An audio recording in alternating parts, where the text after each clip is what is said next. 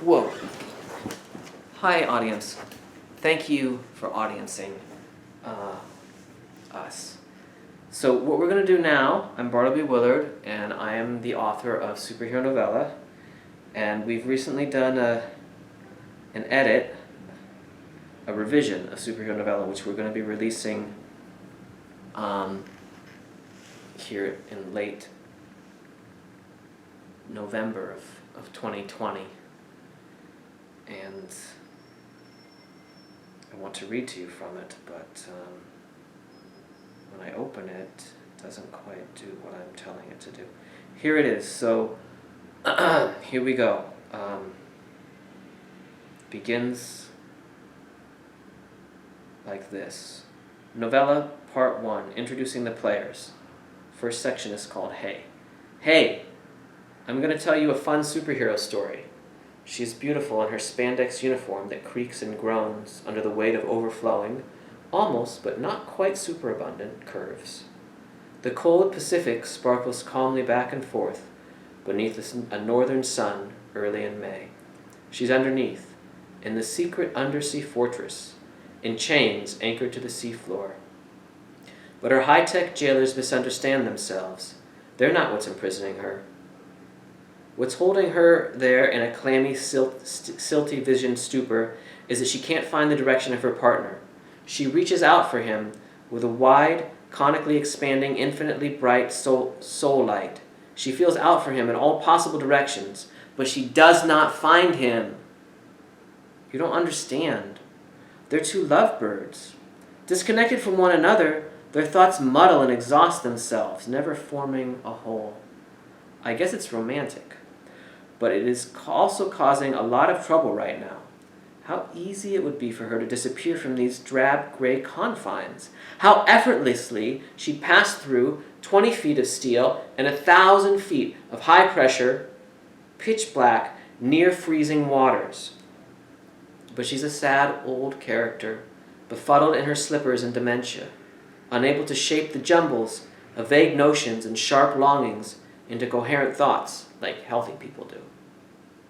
She's been sitting there in woolly, chalky, scribbly half-thoughts, while nervous scientists read medical charts they can't fathom, and pompous security chiefs clackety-clack up and down the metal walkways, imagining their procedures and technologies exceeding excellent.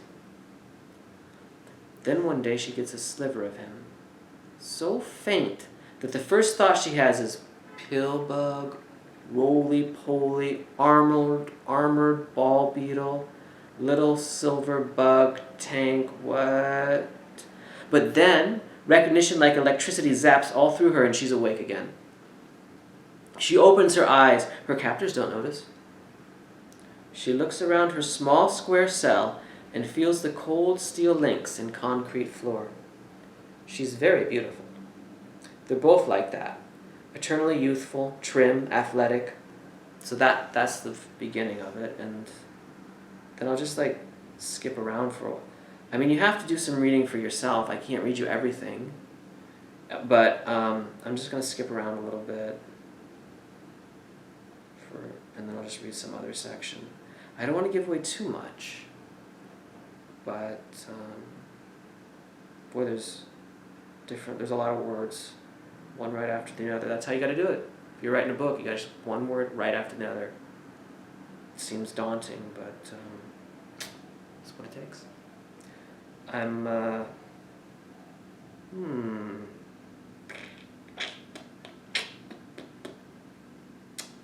wouldn't do that one. I wouldn't do that one. I wouldn't do that. I wouldn't pick that. It doesn't really make sense unless I had done the last one, which I didn't. As I just said, I wasn't going to do that. Actually, you need to read it, honestly, because one section has to do with the other section. It all fits together. If I just start reading stuff, it doesn't really make that much sense. I could read from Julius Caesar, if you want me to read from something. But please buy Superhero Novella. It's pretty good. You saw the beginning. It's funny, but it's also got some interesting ideas. It's the narrator wrote it, so it's not like I wrote it. I mean, I did write it, but the narrator is also a fictional being. So you can't say that Bartleby Willard is like such and such because the narrator is like such and such. That doesn't make any sense. That makes no sense. That's misunderstanding fiction and the way it works.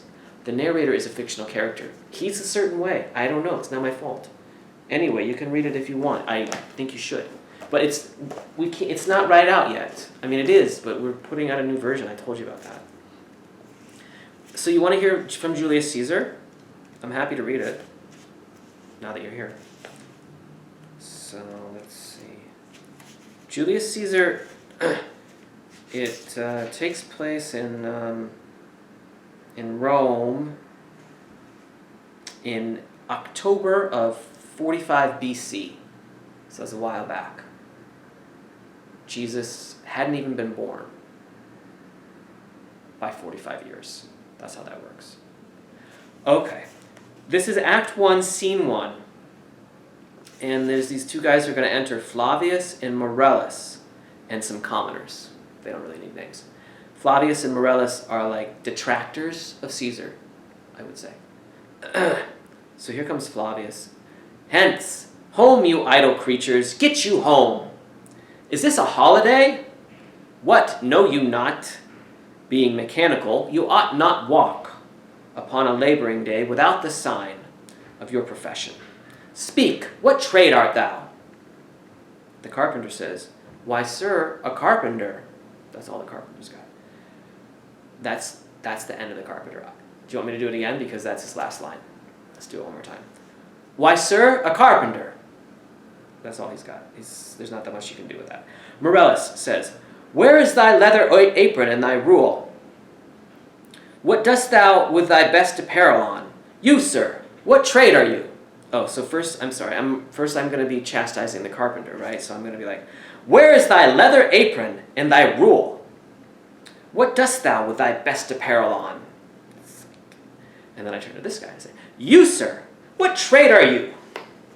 And then this guy, whose name is Cobbler in the playbook, says, truly, sir, in respect of a fine workman, I am, but, as you would say, a cobbler. He's making a lot of puns. He's the funny one. But Morellus is like, but what trade art thou? He doesn't get it so far. But what trade art thou? Answer me directly. And the cobbler says, a trade, sir, that I hope I may use with a safe conscience, which is indeed, sir, a mender of bad souls. Get it? But Flavius, well, neither of them get it, and now Flavius steps in. He's not getting it. What trade art thou? What trade, thou knave? Thou naughty knave. What trade? And the cobbler, who's still being hilarious, says, nay, I beseech you, sir, be not out with me. Yet if you be out, sir, I can mend you. It's like 20 questions or something. He's like giving these hilarious clues. And then Morellus is like, what meanst thou by that? These guys are not the quickest ones. Mend me, thou saucy fellow. And the cobbler says, why, sir, cobble you. And Flavius says, thou art a cobbler, art thou? And the cobbler says, truly, sir, all that I live by is with the awl, A-W-L. It's got a handle that's round, usually of wood, and then a metal spike you can use when fixing shoes. Old-fashioned shoes. Doesn't come up much anymore. I meddle with no tradesmen's matters, nor women's matters. But withal, I am indeed, sir, a surgeon to old shoes. When they are in great danger, I recover them. As proper men as ever trod upon neat's leather have gone upon my handiwork. And then Flavius is like continuing this conversation for whatever reason. But wherefore art not in thy shop today? Why dost thou lead these men about the streets?